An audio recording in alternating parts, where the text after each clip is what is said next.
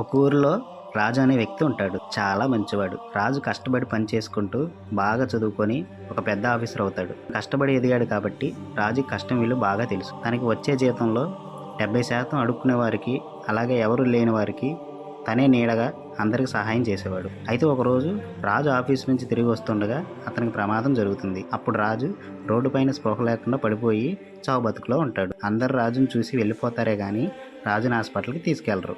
అప్పుడే అటుగా వెళ్తున్న ఒక అడుక్కునే వ్యక్తి రాజును చూసి వెంటనే హాస్పిటల్కి తీసుకెళ్తాడు. డాక్టర్ రాజు కండిషన్ చూసి రాజుకు వెంటనే ఆపరేషన్ చేయాలని అంటాడు. దానికోసం చాలా ఖర్చు అవుతుందని చెప్తాడు.